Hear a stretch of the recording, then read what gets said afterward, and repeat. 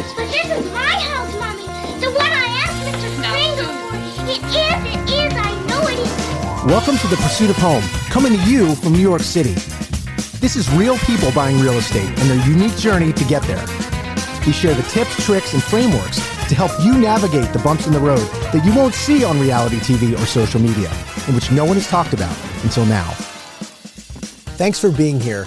I'm Scott Harris, your host. In case you're wondering who you're looking at, if you're watching this on YouTube, or who's in your ear as you're walking down the street or working out at the gym or on your run, good for you, by the way, putting in the work. And speaking of which, what's the work you need to do when you're gearing up to buy a house? Are you supposed to binge watch reality real estate TV?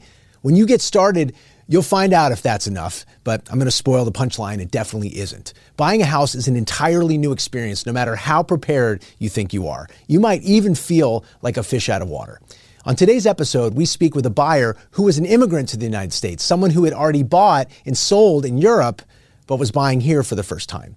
Her experience here might not be that different than yours will be, but not only did she have to navigate getting a mortgage, but also passing a co-op board. You'll hear how that worked out. What might you learn from her uniquely New York experience? To zero in on the feelings that come out when you feel like an outsider, we also bring in John Khosravi, an immigration attorney and the host of the Immigration Lawyers podcast. You might pick up a trick or two about what you can do to stay comfortable as you get out of your comfort zone in today's episode of The Pursuit of Home. The Everset provides full-service staging and furniture rental solutions in the New York area. For more information, please visit us at staging.theeverset.com or email us at staging@theeverset.com to request a free proposal. Hi, thanks for being here. Thanks for having me, Scott. Well, we're going to get to your purchase in New York, but this wasn't the first home you bought. So was the first experience relatively easy? The first experience was much easier compared to buying in New York, yeah. And how was it different?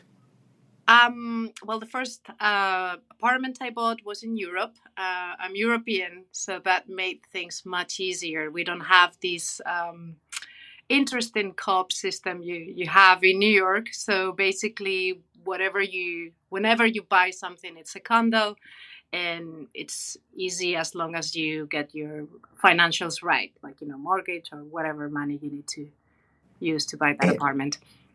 And because you're not a U.S. citizen, right? No, I'm not. Right. So here, what's the designation here when you're in the U.S.? Actually, in the U.S., according to my visa, I am a non-resident alien. I'm working for a non-resident alien. Exactly. So I don't reside anywhere. So it's because I'm working for a big international organization, and that's why we get different visas as compared to other types of visas. Yeah. So that's what I am. So that's got to make an impact. I mean, how did it impact? First, let's talk about something that everyone across the country experiences, or most people, which is the mortgage process. Okay. So how did that affect? How is that different? Because I'm guessing you probably borrowed money in Europe as well, but how did it affect you here? No, not really. I mean, I borrowed money in Europe, and that was pretty straightforward. Here, because I hadn't been living in the U.S. for a long time, and I didn't have my credit score, it wasn't, high enough or good enough, because I had only been living here for a couple of years. And because I have this special working status here, I knew for a fact, because people had told me, friends who had bought before me, that it was kind of difficult to get a mortgage with a U.S. bank. But where I work, we have our own credit union, and, getting the mortgage was actually very easy. That wasn't an issue at all. So leading up, for a lot of people, the mortgage process can be very stressful. Yeah. And for you, it sounded like you just needed to build credit. It wasn't that you had bad credit. I mean, exactly. I'm assuming you probably paid your mortgage on time and did everything right before this, right? It wasn't about that. Exactly. I had enough money to put down 20%, and that wasn't an issue. I have regular income. I get paid every month. I'm a civil servant, so stable job. The mortgage part was super easy. And then now we enter into this, it's almost like it's the mortgage process on steroids. In New York, this is the cooperative process. So Exactly. Apartments are owned, buildings are owned in this structure. It's not a condominium, it's a co-op.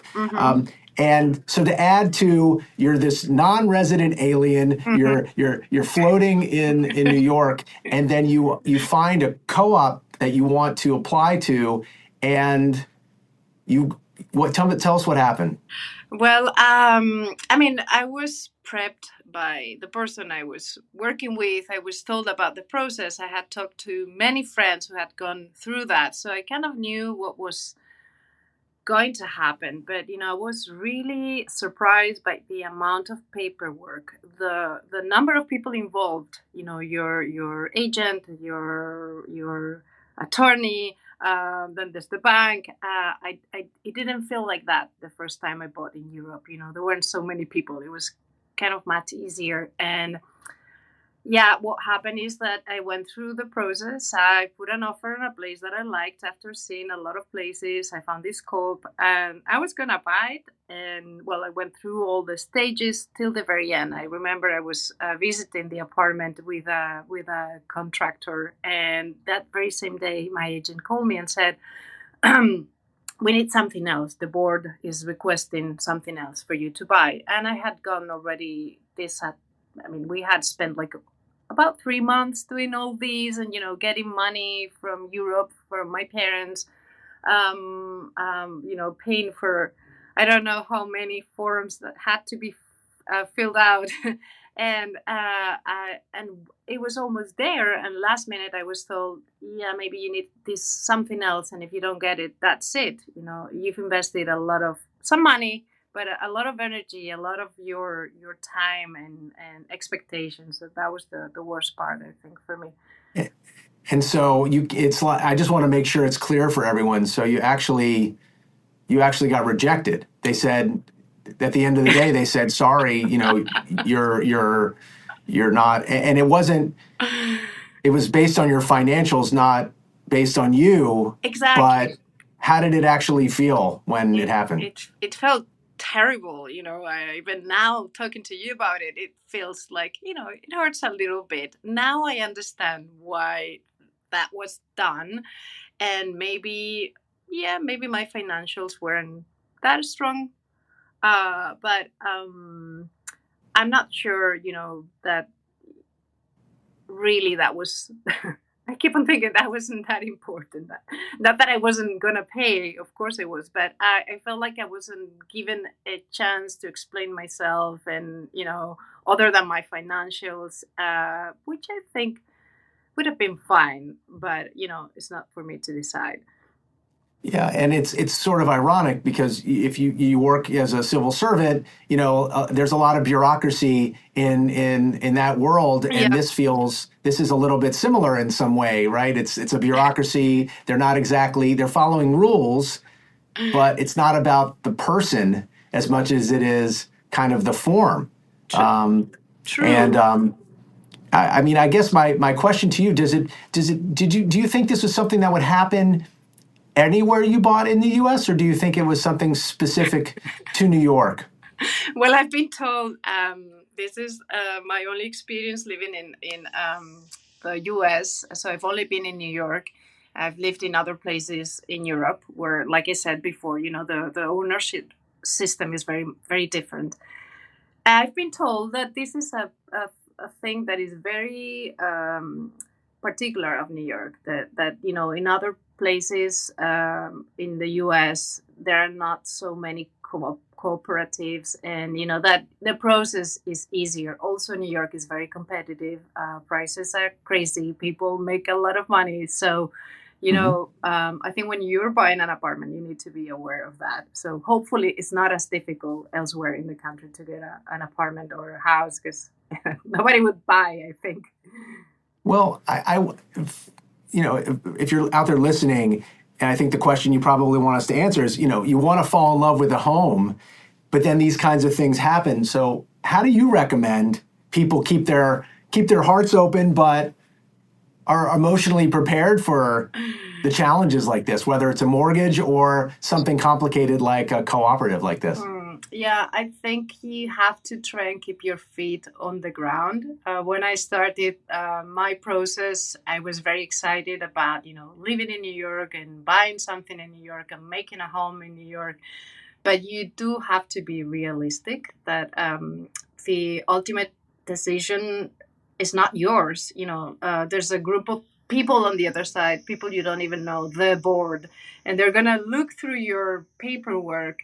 And, it's your financials that really matter. I was thinking on my way here about the interview, and I was thinking, they made me send all those letters, the love letter, the references, people from my job, telling how good I am, and friends and owners. And I thought, this is not really true. I mean, do they really read those? They make you think like it's also a personal thing because they're looking for a good neighbor, somebody that fits in the community. They sell you that. But the bottom line is that it's about the money, I think. So I would just tell people to, you have to be realistic. You have to be prepared to lose that apartment or that house that you wanted to buy. It might happen last minute. It happened to me. It happened to many friends of mine here in New York. And, if you're not very rich, this is probably going to happen, that, you might lose something you like, but it's not the end of the world. Something will come up later and it might be even better. So yeah, be realistic. And in your case, you did find something else. So there was a happy ending at the end, right? I did in the neighborhood that I liked, and I think the location is even better than the first one. I didn't get my brick wall, but it's okay. You cannot have it all. That's also a lesson that you learn in life. There's always good things, bad things, and nothing is completely perfect. Well, thanks so much for being here. I really appreciate it. Thanks for having me. Well, I hope you enjoyed that conversation. I mean, if it's not hard enough to buy a home, imagine what it must feel like to come to this country with all of its challenges and then have some real bumps in the road. After the break, we're going to speak with John Khosravi, who's the host of the biggest immigration lawyers podcast out there. And I can't wait to have this conversation so he and I can unpack what you just heard. This podcast is supported by the More Network, powered by Brown Harris Stevens. Real estate touches every aspect of our lives, from design and architecture to investing and the economy. Now there's a way to get all your real estate information in one place. The More Network. With more than 20 podcast and webcast series, the Mastery of Real Estate Network is powered by Brown Harris Stevens, one of the country's most distinguished brokerages. Discover advice from notable entrepreneurs, compelling topics, and access to top global real estate experts. Subscribe to their YouTube and Apple podcast channels by visiting getmorenetwork.com. Well, we're back, and I'm delighted to bring John Khosravi on the podcast today. Hey, John. Hi, Scott. Thanks so much for having me. And thanks for saying the last name correctly. I appreciate that. I went and listened and made sure I said it right. There's what is so hard about learning how to pronounce people's name. It's like, to me, I've heard this, the most beautiful sound in the world is the sound of your own name, right? So you might as well say it right. It does stand out, yeah. John, you host the Immigration Lawyers podcast, which is the most popular podcast out there for immigration law for lawyers. But I know a lot of time you're helping attorneys navigate the process for their clients. But I want to give you first, before anything, I want to give you a huge thank you for helping people on their journey in the United States, because I think what you do is really special. And I don't know that people really understand the amount of work that must go into what you do. So thank you very much. Thank you. I appreciate that. Holding people's hands and shepherding across this complex litigation is politicized. It's expensive. It's life-changing. A lot of times people are just, amazed how much work it is. It's a real estate show. When I bought my house, actually, it was very similar because the mortgage experience required so massive amount of documentation. And I'm like, oh my God, it's kind of a little bit worse than the immigration system because how much they were picking out my income and this and that. I'm like, wow, USCIS isn't this hardcore. But that process, it's intense. It's just so much information, so much hope that some random person you don't know is going to vote in your favor. You know, I don't want to say you're jumping the gun, but if you're out there listening, you know, I really think that this feeling that you get when you're trying to buy a home, whether you're an immigrant or not, you can feel that way when you're applying for a mortgage. So I think you hit the nail right on the head. I mean, you had a chance to listen to the conversation I had with a buyer who came to the U.S. from Europe, and you know, you talk about immigration problems with lots of attorneys from all over the U.S., but where would you rank home buying on the list of issues that immigrants in the U.S. face? I mean, is it even top of mind, or is it like a second level problem? I mean, it smacks them in the face as soon as they get in there. And I'm sorry at the time, my gardeners came. Hopefully the sound doesn't come into my mic, but it smacks them in the face. As soon as they're done with this, then I'm like, oh, just the whole credit system. And it's something I like to mention to my clients that come in is like, America runs on credit because these foreign countries, the idea you could borrow $1.5 million or something like that is crazy. You know, they just have to buy cash. So that's the debt system is a new thing. Understanding about getting credit cards to develop debt, that's a shock to them. And it kind of take it personally because when they want to buy something, the amount of questions they ask, they feel judged, and they may come from societies with a lot of class. Like in the U.S., we have our own form of class system, but it's not as crazy as overseas. But when they ask people about all their nuances, their income and background, they take it from their cultural perspective. Like, why is this person asking so much? Are they judging me? And am I not good enough? So a lot of psychological level starts to come in, stressing people out on that too. And so I just see it because I keep in touch with my clients. It's outside what work we do. But you see those difficulties people are going through just to put it all together, live a normal American life. Although it's becoming more and more less normal, house ownership, unfortunately. Well, right. You talked about the trigger, kind of that trigger that people feel like they start to take things personally. I mean, put some things in context for me a little bit. I mean, how often are your clients buying homes? I mean, it seems like home buying is even more important. We're talking about culture. Yeah. You know, for immigrants to this country where home ownership is like, it's like a total assumption in other countries, more than people, maybe Americans who live here their whole lives. So can you give me some context around that? I mean, home ownership is just, it just goes back to like thousands of years. You got to own the property you're on, and you don't want someone else to control it. And, you know, paying rent, all like is giving away money, all that thought process immediately in there. Cause a lot of times, you know, immigrants have to like, you know, count every penny when they're coming, and they're just different cultures think about money differently. In the US, we have access, you know, this process, I learned a lot. I was born here and I got a social security number. I was born. I didn't really think about it. Then became an immigration attorney. I'm like, oh, you need a permit for this. You need a social security number for that. They don't just give these things out. Nowadays they may because of all the stuff at the border, but typically that system is not designed to be that way. So it's just overwhelming for people to see it. And especially when I started learning the difficulties they're going through to figure it out. And you listen to the conversation I had. I mean, how common is her experience when it comes time to buy? I mean, is the mortgage process as frustrating for your clients? It sounds like it is, but she got rejected she got rejected from a co-op board, which is very unique to New York. But it's similar. Is it similar to what your clients are going through in some ways? Just on New York, because a lot of times mortgage lenders don't understand immigration status. So here's like a nightmare situation. Actually, I deal with a lot of. When we started the show, I'm like, what am I going to talk about? Then it's flooding out all the experiences. Sorry, it has to happen that way. But like when someone, for example, does get a green card through marriage, if the marriage is new, the government wants to check to make sure it's not a fake marriage. So 2 years after they got the green card, they have to submit a whole new set of applications to keep that green card alive. And what the government does is they're so backed up and understaffed that they expect that process to take on 4 years. So they give you a receipt notice in the mail that says this is a 4-year extension of your green card. Now, let's say 8 to 10% of the time, the post office loses that notice. And when they do, that person has no way to prove that green card is extended unless they get a new notice, which probably get lost again.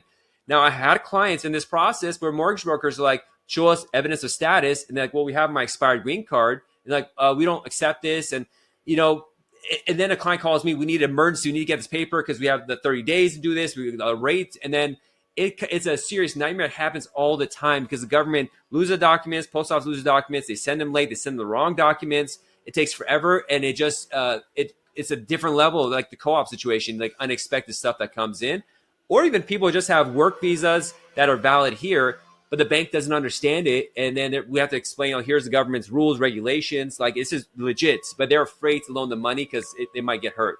And then there's next level with the sanctions and stuff. This person has Iranian background, Russian background. Are we allowed to even loan them money? Sorry, it's just like a flood of all the issues coming out. Yeah, no, it's what can I say? If you're out there and you're an American citizen and you don't have to deal with this, and you're finding yourself complaining about the mortgage process or buying process, count your lucky stars. It could be much more challenging. Yeah, that's crazy. Imagine you're a Russian. You came here as student visa holder 5 years ago or 10 years ago, and you went to college and grad school. You fall in love with classmate, getting married, and then you go through the mortgage process. You're here legit and everything. The bank says, "Oh, you have a Russian citizenship. We're gonna like freeze the assets." All of a sudden, like what happened here? And this is the kind of stuff that pops up. And then they'll fix it. But imagine you had bills to pay and your account's frozen for 30 days or something. And so you could lose your house, your car. I mean, it really is disruptive. Oh my God. So what recommendations would you have for listeners? They're new to the US, even if they aren't, about, building credit or looking for a home. I mean, is there any advice that you would about how to adjust emotionally, or is there any kind of preparation they can do about the differences between buying here than buying anywhere else, in the world? First and foremost is when you're applying for any debt or anything with anything really, never claim to be a U.S. citizen if you're not. That's like committing murder in the immigration system. If you falsely claim to be a U.S. citizen, they could deport you and you could lose out easily. So some of these applications have questions about the citizenship status. Do not mistakenly say you're a U.S. citizen. Even if your broker says, "Oh, this is just the thing," it's like, no, this could come back to really haunt you sometimes, and it gets you deported, even if just an honest mistake. And so that's the big one. But, as soon as you get that social security number, apply for just get a credit card just to do it. Just when I was 16, my mom took me to bank, or however old I was, and made an account. You got to do this. And I should probably add this as my, when I close the case, just have a note. Hey, open a credit card. I know it's weird, and some, religions don't accept debt and stuff like that. But America is a debt-based country, and you can't function here without it. It's impossible. And just wrap your mind around the usury and all that kind of stuff. Right. Well, John, if people want to learn more, because I have not thought about these things, and it just gives me so much more compassion for what a lot of people are going through. New York, I mean, Queens, New York, one of our 5 boroughs, is the most diverse. It could be a town, but it's the most diverse place in the country by far. Like 166 countries, some absurd number of countries are represented there, but it's, really amazing to hear kind of your breadth of experience. So if people want to find you, what's the best place to look? Sure. My website, jqqlaw.com, J as in Jack, Q as in Queen, K as in King law.com. And I have a live show 5 p.m. Pacific or 8 p.m. Eastern. It's on YouTube, JQK Law or US Immigration Talk. And I just open it up live. It's on TikTok, also on social media, but YouTube's the best way to do it. Where I just take questions live as they come. And I've been talking about this stuff for 15 years. I love talking about it over and over again for some reason. So, but happy to help. Awesome. John, thanks so much for being on the podcast. I appreciate it, brother. Thank you, Scott. That's our show for today. Thanks to our guests and experts for being here. If you like the podcast, we're produced by and part of the More Network, powered by Brown Harris Stevens. Check out all the amazing podcasts on the network talking about the New York City real estate market and beyond. If you found this episode helpful, rate and review it wherever you listen to your podcasts. Push that follow button on YouTube, share it with your friends, and check out how to recommend guests or apply to be on the show. You can discover other ways to pursue your home right there in the show notes.